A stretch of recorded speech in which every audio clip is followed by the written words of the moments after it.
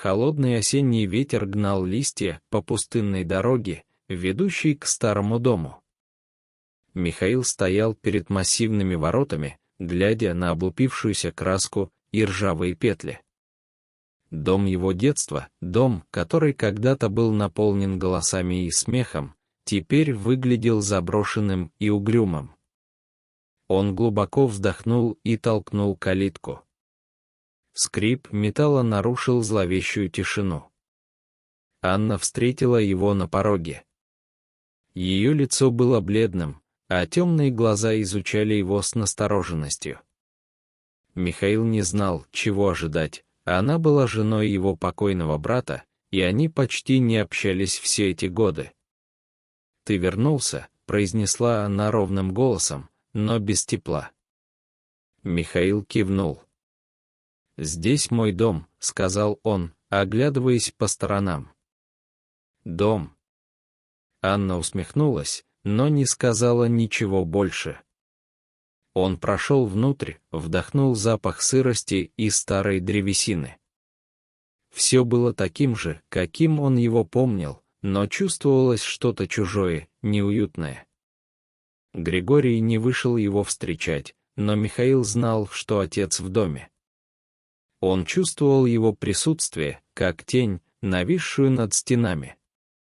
За ужином напряженное молчание висело в воздухе. Анна молча расставляла тарелки, Григорий сидел, уставившись в стену, будто его собственный сын был пустым местом. Михаил ждал, что отец скажет хоть слово, но тот продолжал есть, не обращая на него внимания. Поздно ночью Михаил лежал в своей комнате, когда услышал шаги. Тяжелые, уверенные, они приближались по коридору. Он привстал, напряженно вслушиваясь. Скрип двери раздался в соседней комнате. Анна. Она жила в комнате его матери, единственной теплой комнате в этом холодном доме. И вот теперь кто-то вошел туда без стука. Раздался тихий голос, сдержанный, но жесткий. «Еще раз стучи. Иначе вылетишь без слова». Наступила тишина. Михаил затаил дыхание. Он знал этот голос, голос Анны. И знал, кому она это сказала. Григорий. Что-то было не так. Анна не боялась его. Или боялась, но уже не молчала. Михаил медленно поднялся с кровати. Ему казалось, что ночь в этом доме только начиналась. Анна стояла в дверях своей комнаты, сжимая край халата. В ее голосе не было ни страха, ни растерянности, только твердость, которой Михаил раньше в ней не замечал. «Еще раз стучи, иначе вылетишь без слова», — повторила она, глядя прямо в глаза Григорию. Старик медленно выпрямился. Его лицо оставалось бесстрастным, но Михаил заметил, как напряглись его плечи.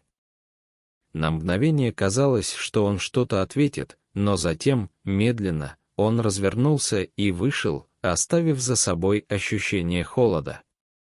Михаил наблюдал за сценой из тени коридора, стараясь не выдать своего присутствия.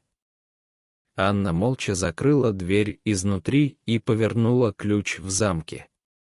Ему стало не по себе. Что здесь происходит? На следующее утро Михаил спустился на кухню, где Анна уже готовила завтрак. Григория не было видно. «Он часто так делает?» — спросил Михаил, усаживаясь за стол. Анна мельком взглянула на него, затем продолжила нарезать хлеб. «Тебе лучше не вмешиваться», — тихо сказала она. Эта фраза только усилила его тревогу. Он посмотрел на стены, старые, потрескавшиеся, но хранящие в себе воспоминания. Все в этом доме казалось замершим, будто кто-то пытался сохранить прошлое в неприкосновенности. После завтрака Михаил решил пройтись по дому. Он знал его до мельчайших деталей, но теперь чувствовал, что что-то изменилось. В коридоре он остановился перед одной из дверей. Она была заперта. Он не помнил, чтобы эта комната когда-либо закрывалась. Наклонившись, он попробовал заглянуть в замочную скважину, но увидел лишь темноту. «Не трогай!» Голос Анны прозвучал прямо за спиной, и Михаил вздрогнул. «Что за комната?» — спросил он, обернувшись. Анна встретила его взгляд без намека на эмоции. «Там никто не живет», — сказала она. Это не был ответ на его вопрос. Ночью Михаил не мог заснуть. В голове крутились тревожные мысли. Почему Анна так насторожена? Почему Григорий ведет себя странно? И почему в этом доме есть запертые комнаты, которых, как он помнил, раньше не было? Он услышал, как вдалеке скрипнула дверь. Кто-то передвигался по дому. Михаил встал, чувствуя, как сердце начинает биться быстрее. В эту ночь он должен узнать правду. Михаил не мог уснуть. В доме было слишком тихо, но эта тишина давила, как будто за каждой стеной скрывался чей-то взгляд. Он лежал в постели, глядя в потолок, пока не решил, что ему нужно чем-то заняться. Он встал, тихо вышел в коридор и направился в старый кабинет отца. Когда-то Григорий часами сидел здесь, перелистывая газеты, изучая документы или просто глядя в одну точку. Сейчас комната выглядела заброшенной, пыль покрывала мебель, воздух был тяжелым, пахло старым деревом и бумагой. Оглядевшись, Михаил подошел к книжному шкафу и начал перебирать книги. Некоторые он помнил еще с детства, но одна из них выглядела странно, будто ее не трогали десятилетиями. Он вытянул том с полки, и за ним оказалась тонкая коробка. Он открыл ее. Внутри лежала старая черно-белая фотография. На ней была его мать, молодая и счастливая, с нежной улыбкой. Она держала младенца. Но рядом с ней стояла другая женщина, незнакомка, одетая просто, но с той же теплой улыбкой. Кто она? Михаил нахмурился. Он не помнил, чтобы мать когда-либо говорила о ней. В его воспоминаниях всегда были только она, отец и брат. Он перевернул фотографию, на обратной стороне было написано неровным почерком «Софья». 1965. Софья. Имя ничего ему не говорило, но внутри вспыхнуло странное чувство, будто он наткнулся на что-то запретное. «Что ты там ищешь?» Голос Анны прозвучал внезапно. Михаил обернулся, а она стояла на пороге, ее лицо оставалось спокойным, но глаза напряженно следили за ним. «Кто такая Софья?» — спросил он, держа фотографию в руках. На мгновение в ее взгляде мелькнуло что-то похожее на страх, но Анна быстро взяла себя в руки. «Где ты это нашел?» «В кабинете отца». «Ты ее знаешь?» Анна медлила. «Нет», — коротко ответила она и развернулась, собираясь уйти. Но Михаил знал, что она лжет. В течение следующего дня он заметил, что Анна ведет себя странно, избегает его взгляда, уходит в другую комнату, если он заходит. А Григорий, он стал еще более мрачным, чем обычно. За ужином Михаил положил фотографию на стол перед отцом. «Кто такая Софья?» Григорий поднял глаза. И в них впервые за долгое время появилось что-то похожее на страх. Письмо из прошлого. Михаил все утро пытался выведать у Григория хоть что-то о женщине с фотографии, но отец молчал. Он смотрел на сына с тяжелым, угрюмым выражением лица, будто взвешивал, стоит ли сказать правду. В какой-то момент он просто встал из-за стола и ушел, оставив Михаила наедине с его вопросами. Анна тоже избегала его. Она заметно нервничала, ее руки дрожали, когда она налила себе чай, и она ни разу не посмотрела ему в глаза. Михаил понимал, она знала, но говорить не собиралась. В тот же день он застал ее в гостиной. Она что-то искала в старом комоде, вытаскивая из ящиков стопки пожелтевших бумаг, старые фотографии, какие-то мелочи. Вдруг из ее рук выпал конверт. Он упал прямо к ногам Михаила. Анна замерла, но прежде чем она успела его поднять, он уже взял конверт в руки. Бумага была хрупкой, края потрепанными, чернила выцвели. На обратной стороне стояло аккуратно выведенное имя — Софья. Анна попыталась забрать его, но Михаил уже распечатывал конверт. «Отдай», ее голос был тихим, но настойчивым. Он проигнорировал ее. Развернув лист, он начал читать. «Григорий, я больше не могу молчать. Все, что случилось, теперь навсегда с нами. Я пыталась забыть, пыталась жить дальше, но сердце не дает покоя. Ты забрал у меня самое дорогое, но тебе этого мало. Ты хочешь, чтобы я исчезла, но я не позволю. Наш секрет останется с нами, но знай, правда не умирает». Михаил перечитал письмо несколько раз, не в силах поверить в смысл написанного. «Что это?» Его голос был хриплым. Анна молчала. «Ты знала. Ты знала, кто такая Софья?» «Михаил», — начала она, но он резко поднял взгляд. «Почему в этом доме никогда не говорили об этом имени? Почему Григорий смотрит на меня так, будто я должен забыть, что видел эту фотографию?» Анна не отвечала. Ему вдруг стало душно. Письмо обжигало руки, будто в этих словах был спрятан огонь. Кто такая Софья? И какой секрет она скрывала? Гость из прошлого. День выдался холодным и ветреным. Михаил сидел в гостиной, бесцельно вертя в руках старую фотографию. Его мысли крутились вокруг письма, вокруг имени, которое никто не хотел обсуждать. Кто была Софья? Что связывало ее с Григорием? Внезапный стук в дверь заставил его вздрогнуть. Анна, стоявшая у окна, напряглась. Она быстро вытерла руки о фартук и вышла в прихожую. Михаил последовал за ней. На пороге стоял высокий, худощавый мужчина.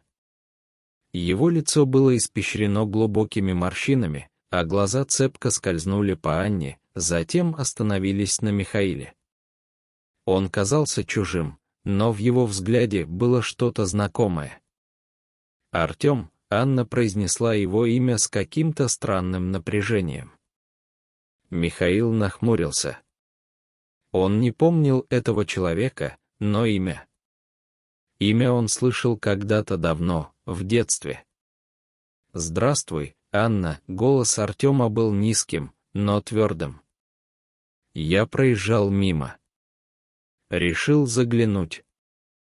Анна медлила, затем отступила в сторону, пропуская его внутрь. Михаил внимательно наблюдал за мужчиной.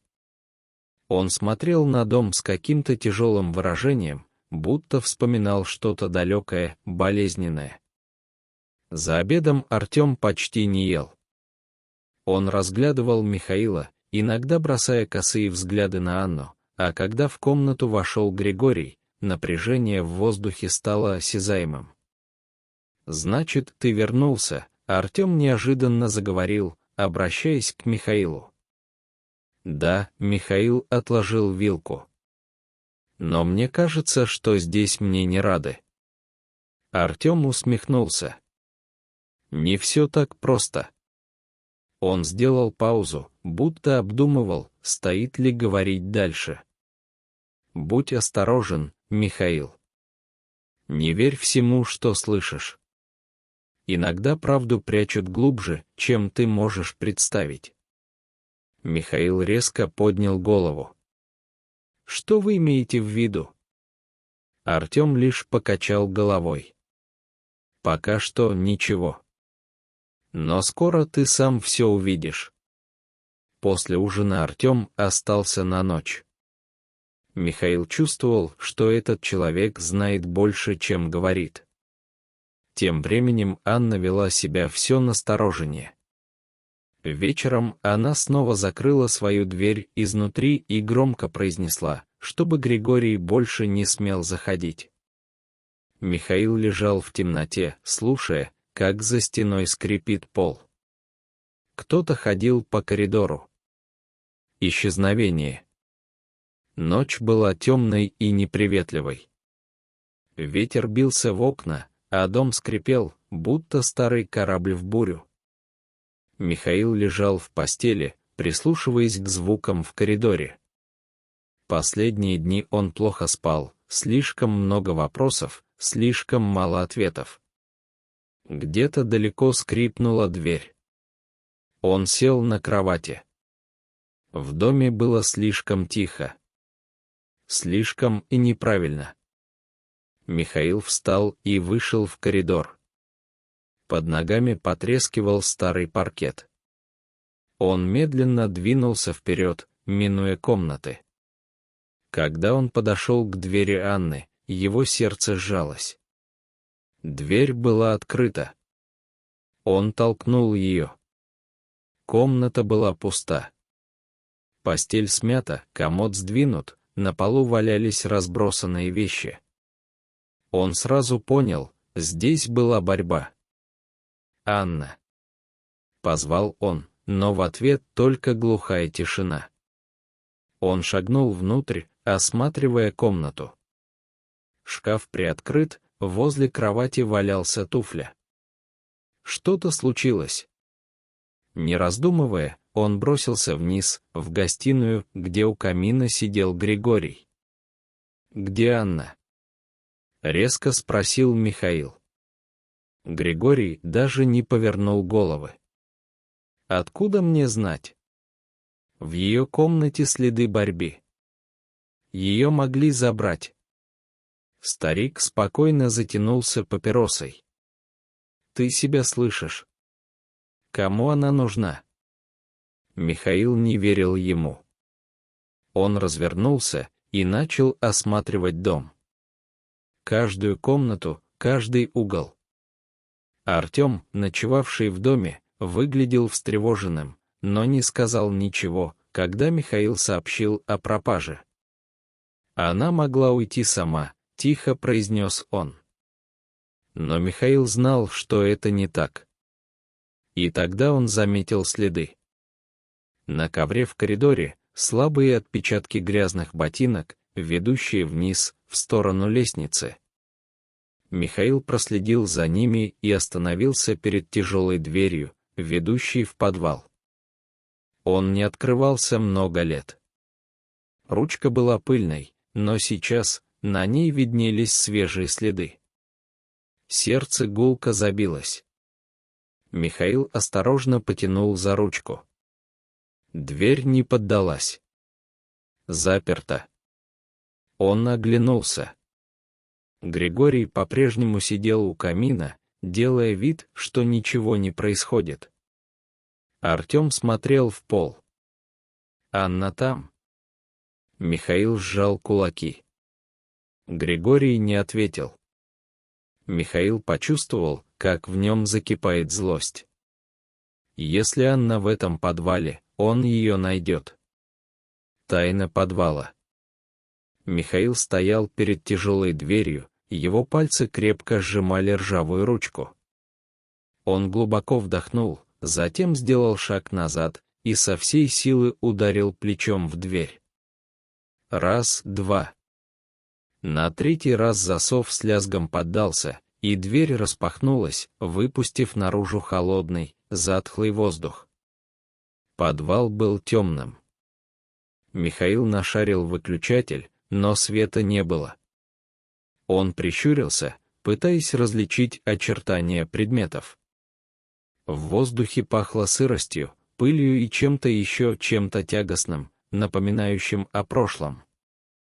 Он медленно спускался вниз, ощущая под ногами каменные ступени. Когда его глаза привыкли к темноте, он замер. Посреди подвала стояла старая детская кроватка.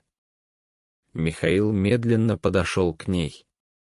Пыль покрывала деревянные бортики, но он заметил, что кое-где ее стерли, словно кто-то недавно касался этой кроватки.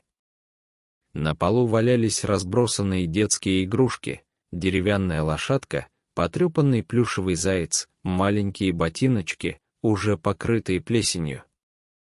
Его сердце гулко стучало в груди. Что это? Он провел рукой по бортику кроватки, и его пальцы наткнулись на вырезанные буквы. Он прищурился и провел пальцами по резьбе. Софья. Имя, преследовавшее его в этих стенах. Он обернулся, его взгляд блуждал по подвалу. В углу стоял сундук, полуоткрытый, из него торчал кусок ткани. Михаил медленно потянул за него и увидел крошечное детское одеяло. В голове все смешалось. Почему детские вещи хранились в подвале? Чей это ребенок? Внезапно наверху хлопнула дверь. Михаил вздрогнул и бросился обратно в дом. Он поднялся по лестнице и увидел Анну. Она стояла в прихожей. Ее одежда была помята, волосы растрепаны, на руках мелкие ссадины. «Анна». Михаил шагнул к ней. «Где ты была?» Она молчала. Ее глаза. В них был страх. «Анна, ты в порядке?» «Что случилось?» Она лишь покачала головой. «Не спрашивай», — тихо произнесла она. Григорий появился в дверях гостиной, его взгляд был хмурым, но он ничего не сказал. Артем стоял в тени, сжимая в руке папиросу. Михаил почувствовал, как в нем закипает тревога. Анна вернулась. Но что-то было не так. Разгадка Артема. Ночь была тревожной. В доме царила напряженная тишина, и только старые стены скрипели от порывов ветра. Михаил не мог уснуть.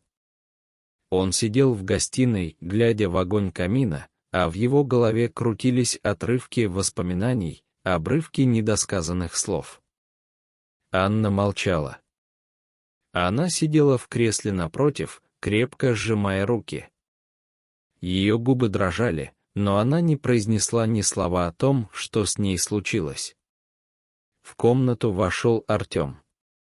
Он молча уселся рядом, закурил, несколько мгновений разглядывал пламя, а затем тихо произнес: «Пора тебе узнать правду, Михаил». Михаил медленно повернул голову. «Ты знаешь, что случилось?» Артем глубоко затянулся, затем выдохнул дым. «Да. Я знал это с самого начала». Анна резко подняла глаза, но ничего не сказала. «Григорий всегда был жестоким человеком», — продолжил Артем. «Властным, суровым. Но однажды он перешел черту». Он взглянул на Михаила, и тот почувствовал, как его сердце сжалось. «Софья», — Артем тяжело вздохнул. «Она была родной сестрой твоей матери». Михаил замер. «Сестрой». Артем кивнул. Когда-то она жила в этом доме. Молодая, красивая, полная жизни. Но Григорий не позволял ей быть свободной. Он решал, кто с кем должен жить, кто чего стоит, кто заслуживает счастья. Софья полюбила человека, которого он не одобрил. И он заставил ее исчезнуть. Михаил почувствовал, как внутри у него все перевернулось. Что значит «заставил исчезнуть»? Артем поднял глаза. Она ждала ребенка. Григорий был вне себя от ярости. Он считал это позором. Софья умоляла его оставить ее в покое, но он был неумолим. Михаил сжал кулаки. Что он с ней сделал? Артем посмотрел на Анну. «Ты уже знаешь ответ», — тихо произнесла она. Михаил перевел взгляд с одного на другого, и вдруг в его голове сложилась страшная картина.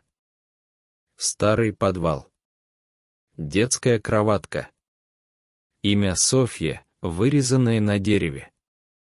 Григорий, что он сделал с собственной семьей? Михаил резко встал, чувствуя, как в груди растет ярость. Где она? Артем тяжело вдохнул. Ее больше нет. Но ее ребенок. Он замолчал. Михаил вдруг понял, что боится услышать продолжение. Смерть брата. В доме было холодно. Пламя в камине потрескивало, но не согревало. Тени от огня плясали на стенах, придавая комнатам зловещий оттенок. Михаил сидел за столом, его пальцы сжимали край деревянной столешницы. В голове все еще звучали слова Артема. Где-то в коридоре послышались шаги. Анна вошла в комнату. Ее лицо было бледным, взгляд пустым. Она долго молчала, а затем тихо произнесла. «Михаил, есть еще кое-что, о чем ты должен знать». Он посмотрел на нее. «Что еще?» Она глубоко вдохнула, словно набираясь сил. «Это касается твоего брата». Воздух в комнате стал тяжелым. Его смерть, Анна сглотнула. Она не была случайностью. Михаил почувствовал, как внутри все сжалось. «Что ты сказала?» Она сжала руки в кулаки, не поднимая глаз. «Григорий. Он убил его». Тишина. Гулкая, давящая. Михаил наклонился вперед. «Говори». «Все». Анна судорожно вдохнула. Григорий всегда был жестким, ты сам знаешь. Он не терпел слабости. Когда твой брат, Алексей, женился на мне, он был не в восторге. Григорий считал, что Алексей должен подчиняться, как он подчинялся всю жизнь. Она на секунду замолчала, будто пытаясь подобрать слова. Но Алексей был другим. Он пытался противостоять ему, ее голос сорвался. Он хотел защитить меня. Защитить нас обоих. Михаил стиснул зубы. Григорий не мог этого вынести, продолжила Анна. Они часто ссорились. Однажды Алексей сказал, что увезет меня отсюда. Что больше не позволит Григорию контролировать нашу жизнь. Михаил уже знал, чем закончится этот рассказ, но все равно заставил себя слушать. В тот день Алексей поехал в город, ее голос стал почти шепотом. Он не вернулся. Михаил судорожно втянул воздух. Григорий сказал, что это несчастный случай. Машина сорвалась с обрыва. Но я знаю, что это ложь. Анна посмотрела ему прямо в глаза. В ту ночь я слышала, как они ссорились в гараже. Алексей кричал, что уезжает навсегда. А потом была тишина. Михаил закрыл глаза. Теперь все стало ясно. Смерть брата. Исчезновение Софьи. Детская кроватка в подвале. Григорий слишком долго управлял их жизнями. Он медленно поднялся на ноги.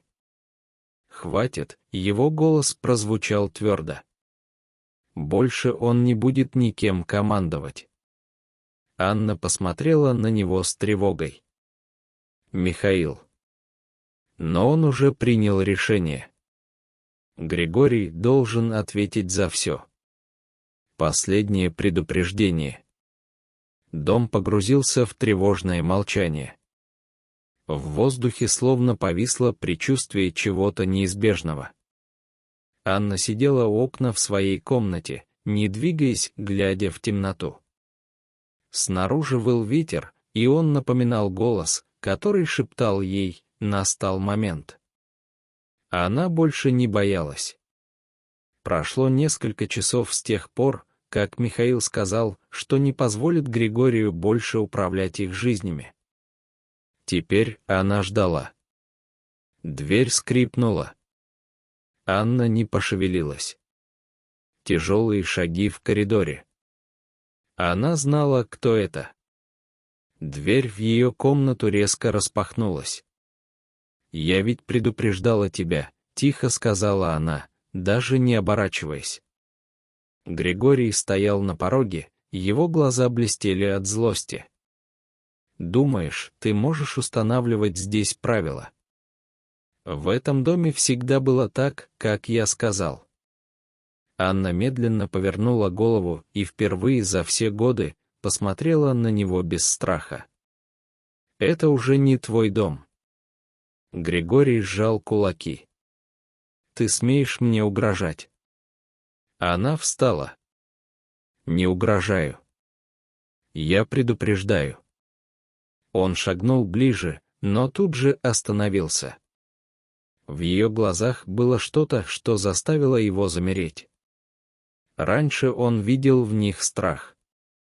Покорность. Теперь там была сталь. «Ты убил Алексея», ее голос был ровным, спокойным. «Ты сломал столько жизней». Григорий вздрогнул, но быстро взял себя в руки.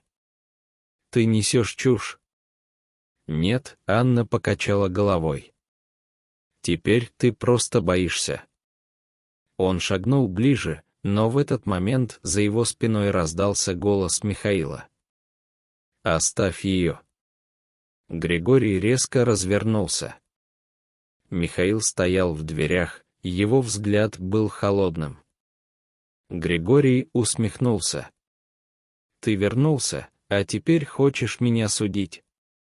Михаил сделал шаг вперед. «Я не судья. Но теперь твоя власть закончилась». Анна скрестила руки на груди. «Еще раз стучи», ее голос прозвучал твердо. «Иначе вылетишь без слова». В доме повисла тишина. Григорий сжал челюсти, затем резко развернулся и вышел. Анна устало опустилась на стул. Михаил подошел к ней. «Ты в порядке?» Она посмотрела на него и кивнула. Впервые за много лет ей было спокойно. Но это еще не конец. Последний ход Григория. Григорий никогда не был человеком, который сдается. Власть была его воздухом, его сутью. Потерять контроль означало потерять все. Весь следующий день в доме стояла напряженная тишина. Михаил и Анна не видели Григория, но они знали, это затишье перед бурей. Он что-то замышлял. А вечером все началось. Анна услышала звон разбитого стекла. Она резко подняла голову и бросилась в коридор. Михаил уже был там, его глаза метались по темному пространству. Что это было? Но ответа не последовало, вместо него раздался тяжелый звук захлопывающейся двери. «Он нас запер», Михаил рванул к двери, но та не поддалась. Анна побледнела. Он сошел с ума. Из-за двери послышался знакомый голос. «Думаете, можете выгнать меня из моего дома?» Голос Григория был низким, наполненным холодной яростью. Михаил ударил по двери кулаком. «Открой!» «Вы не понимаете, что делаете», — продолжал Григорий. «Я дал вам все. И вы решили предать меня». Анна сжала руки. «Ты сам разрушил этот дом». Тишина. «Вы не оставили мне выбора», — наконец сказал Григорий. Вдруг сзади раздался скрип. Михаил и Анна обернулись, дверь в подвал была приоткрыта. Из темноты вышел Артем. Значит, все-таки решился Григорий. Его голос был спокоен, но в нем сквозило презрение. Григорий молчал. «Ты запер их в доме. Думаешь, так сможешь удержать власть?» Михаил посмотрел на Артема с удивлением. «Ты знал, что он что-то затевает?» Артем кивнул. «Я знал, что он не сдастся». Григорий заговорил снова. «Это мой дом». Артем вздохнул. «Нет, Григорий. Это был дом Софьи». Григорий вздрогнул. «Замолчи. Она должна была унаследовать его. А не ты». Анна резко посмотрела на Артема. «Что?» Артем продолжил. Григорий уничтожил все документы, переписал дом на себя. А Софья? Она исчезла. Михаил почувствовал, как внутри все переворачивается. Он убил ее из-за дома. Артем сжал кулаки. Не только. Софья знала, что Алексей тоже хотел уйти. Григорий не мог этого допустить. Анна прошептала. Значит, он уничтожил все, что мешало ему править. Григорий закрыл глаза, а потом, словно потерпевший поражение, отступил назад. Власть рушилась. Его больше никто не боялся. Новый день. Дом стоял в тишине. Не той зловещей, холодной тишине, которая сковывала стены долгие годы, а в новой, легкой, освобожденной. Григорий ушел. Исчез, как будто его никогда и не было. Никто не знал, куда он отправился. Он просто собрал вещи и вышел за дверь, не сказав ни слова. Может, он осознал, что проиграл. Может, его наконец догнало собственное прошлое. Но самое главное, он больше не вернется. Анна стояла у окна, наблюдая за первыми лучами рассвета. Впервые за много лет ее не мучил страх. «Он ушел», — тихо сказал Михаил, подходя ближе. «Да». Они молчали, вбирая в себя это новое ощущение свободы. «И что теперь?» — спросил Михаил. Анна обернулась к нему. «Жить? Просто жить». Он усмехнулся. «Думаешь, так просто?» Она улыбнулась, но в ее глазах была твердость. «А разве нет?» Михаил посмотрел на дом. Теперь он видел его по-другому. Это больше не было мрачное место, полное теней прошлого. Теперь здесь был шанс начать заново. Артем вышел на крыльцо, вдохнул свежий воздух. «Ну что, пора отпраздновать». Анна и Михаил переглянулись. «Думаю, да», — улыбнулась Анна. «Прошлое останется с ними. Его не стереть. Но теперь они могут идти дальше». Новый день начался.